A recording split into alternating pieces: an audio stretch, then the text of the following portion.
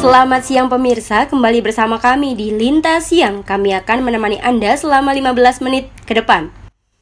Baik pemirsa, dalam rangka menekan penyebaran virus corona, Kementerian Hukum dan HAM membebaskan lebih dari 30.000 narapidana dan anak. Direktorat Jenderal Pemasyarakatan Kementerian Hukum dan HAM mencatat ada 38.822 narapidana dan anak yang dibebaskan dari lembaga pemasyarakatan dan rumah tahanan. Mereka dibebaskan melalui program asimilasi dan integrasi sebagai bentuk pencegahan penyebaran virus corona. Asimilasi merupakan pembinaan narapidana dewasa dan anak dengan membiarkan mereka hidup berbaur di lingkungan masyarakat. Sementara integrasi adalah narapidana yang telah memenuhi syarat-syarat pembebasan bersyarat, cuti bersyarat, dan cuti menjelang bebas. Penetapan hak asimilasi dan integrasi para narapidana sekaligus mengurangi jumlah penghuni lapas yang sudah melebihi kapasitas. Ya, sesuai dengan keputusan dari Bapak Menteri Hukum dan HAM Republik Indonesia terkait pencegahan, penanggulangan, dan penyebaran virus corona, maka telah dibebaskan sebanyak 38.822 orang narapidana dan juga anak. Tetapi untuk di lapas narkotika Jakarta berjumlah 128 orang narapidana. Tetapi itu semua tidak termasuk untuk bandar narkoba, napi korupsi, dan juga terorisme. Kemudian untuk persyaratannya sesuai dengan Permen Kumham nomor 10 tahun 2020 yang mengatur tentang asimilasi dan juga integrasi, maka untuk persyaratannya yaitu bagi narapidana yang 2/3 masa pidana jatuh sampai dengan bulan Desember 2020, untuk anak yang 1/2 masa pidana jatuh sampai dengan bulan Desember 2020, kemudian tidak menjalani subsidiar, tidak terikat oleh PP 99 tahun 2012, dan kemudian bukan warga negara asing. Narapidana yang kembali berulah setelah dibebaskan melalui program asimilasi dan integrasi di tengah pandemi COVID-19 akan mendapatkan sanksi berat. Warga binaan asimilasi dimasukkan ke sel pengasingan. Saat selesai masa pidananya akan diserahkan ke polisi untuk diproses tindak pidana yang baru. Vicky Uswatun melaporkan. Pemirsa, beralih ke berita selanjutnya. Di tengah ketidakpastian kapan wabah ini akan berakhir, maraknya informasi negatif terkait COVID-19 yang mudah tersebar dan diakses membuat banyak orang mengalami gangguan kecemasan yang berlebih, sehingga banyak orang mengalami psikosomatik. Psikosomatik merupakan kondisi yang menggambarkan kemunculan penyakit fisik yang disebabkan atau diperparah kondisi mental. Beberapa gangguan tersebut meliputi stres dan kecemasan. Gangguan ini dapat dialami oleh banyak orang karena sumber psikosomatik adalah kondisi emosi yang tidak stabil di tengah pandemik ini. Beberapa dari mereka pun mulai panik tatkala merasakan reaksi seperti batuk-batuk, pilek, dada sesak, hingga demam. Padahal bisa jadi itu bukan gejala awal COVID-19, melainkan gangguan psikosomatik. Menurut saya sangat mengganggu aktivitas sehari-hari, terutama untuk kesehatan karena penyebarannya pun sangat cepat dan tidak terlihat. Jadi membuat saya ataupun yang lainnya cemas dan was-was ketika merasa sedang sakit tenggorokan atau pilek. Seperti halnya buru-buru check up ke dokter, padahal sebelumnya juga kalau sekedar sakit tenggorokan ataupun pilek cuma minum obat warung biasa lalu udah merasa sembuh. Tapi kali ini tuh ketika cuma sakit tenggorokan ataupun pilek langsung buru-buru check up ke dokter untuk mastiin bahwa saya tidak apa-apa, seperti itu. Macam pemberitaan yang mulai ada di sosial media ataupun di berita manapun juga mengenai penyebaran gejala dan lain-lain itu atau jumlah korban itu sangat mempengaruhi tingkat kecemasan dan juga mental sebenarnya, karena jadi bikin takut, jadi membuat panik juga gitu, dan bingung juga cara mengatasinya. Rasa cemas akan hilang dengan sendirinya saat ancaman berakhir. Namun jika sakit terus berlanjut meski ancaman sudah tidak ada, maka segera memeriksakan diri ke dokter untuk ditangani secara medis. Vicky Uswatun melaporkan.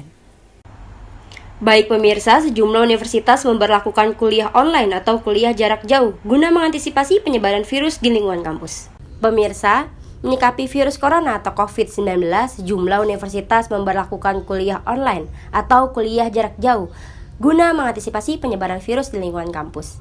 Namun pada kenyataannya kebijakan ini mendapat pro dan kontra dari beberapa halangan mahasiswa. Sejumlah mahasiswa menilai kebijakan penerapan kuliah online dinilai kurang efektif. Pasalnya komunikasi jarak jauh sulit dimengerti mahasiswa jika tidak bertatapan langsung dengan dosen pengajar.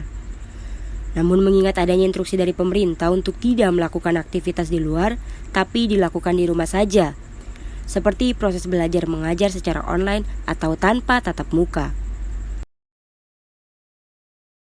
Menurut saya sih sedikit kurang efektif ya, karena ini lebih mendorong mahasiswa untuk bermalas-malasan di rumah, terus kayak udahlah kayak nyepelein gitu loh. Terus ada sisi positif sama negatifnya juga. Sisi positifnya kita jadi terhindar dari COVID-19 ini, untuk seperti yang kita sekarang jalanin ini, tetap di rumah aja. Terus kita juga memiliki waktu senggang untuk ngerjain tugas-tugas gitu loh. Kayak misalnya tugasnya deadline-nya beberapa hari lagi, kita masih ada waktu senggang untuk ngerjain itu biar lebih serius lagi. Tapi negatifnya itu ini kan online class ya, tapi masih kebanyakan dari para dosen itu selalu kayak ngasih tugas gitu, bukannya kayak online class yang face to face lewat Zoom, lewat Microsoft Teams dan lain sebagainya gitu. Sistem materi yang diberikan sama dosen itu kalau yang di fakultas saya tuh biasanya bisa lewat Zoom, bisa lewat Microsoft Teams. Baru-baru ini sih pada makanya Microsoft Teams ya, karena lagi ada error gitu, suka dihack kan katanya. Terus kalau pakai Zoom itu cuman hanya 40 menit, habis itu waktunya habis karena tidak berlangganan. Terus ada juga yang lewat Google Classroom. Nah, ini yang lewat Google Classroom tuh menurut saya yang kurang efektif ini, karena tidak ada percakapan secara langsung gitu loh. Jadi kita nggak bisa tahu loh absennya tuh udah kehitung atau belum, udah masuk atau belum gitu kan. Itu berpengaruh di absen banget sih kata aku.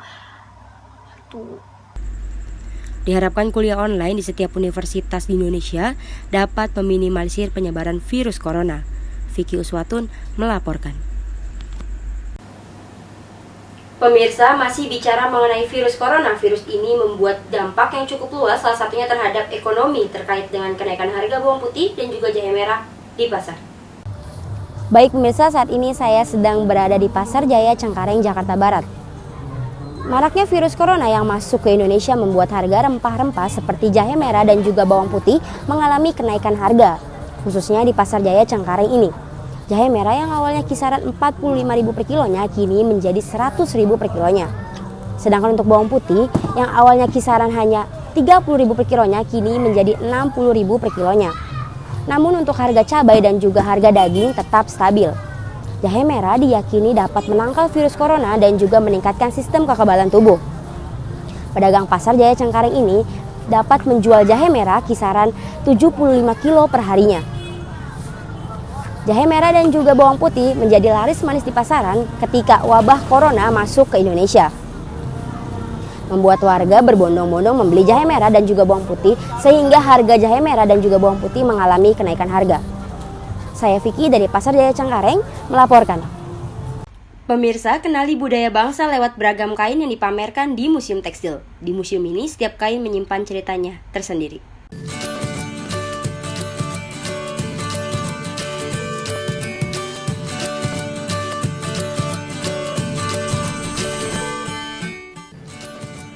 Untuk mengenal sejarah suatu bangsa, tidak hanya dari buku, sebuah corak dan motif pada kain pun dapat memberikan makna pada masa lalu. Museum Tekstil Jakarta diresmikan pada tahun 1976 sebagai aksi nyata untuk melestarikan budaya tekstil Indonesia. Memasuki ruangan demi ruangan di Museum Tekstil Tanah Abang, Jakarta Barat, saya disuguhkan kain-kain yang terpajang apik di tiap sudut ruangan. Beragam kain dari berbagai daerah di Indonesia ditampilkan dalam ruang pameran ini.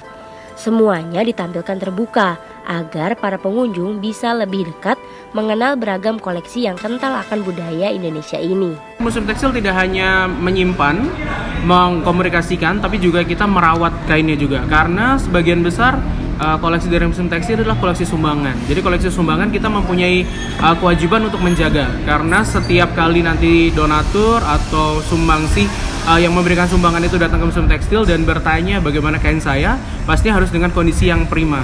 Jadi kita di belakang, di gedung D tepatnya di Museum Tekstil, kita punya ruang perawatan tekstil dan juga ruang storage di situ. Jadi pastinya kita rawat, setiap tahun kita juga akan mengadakan observasi juga.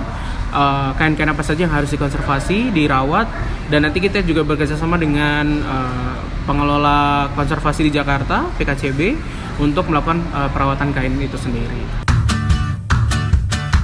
Berpindah ke bangunan lain, yaitu Pendopo Batik.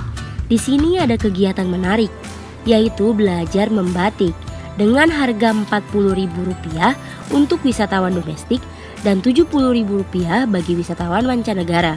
Lebih menyenangkan dari yang saya kira sih. Awalnya saya karena nggak tahu, saya kira tempatnya kayak nggak sebagus ini gitu. Ternyata emang fasilitas sama sarana prasarana yang disediakan buat ngebatiknya itu emang bagus.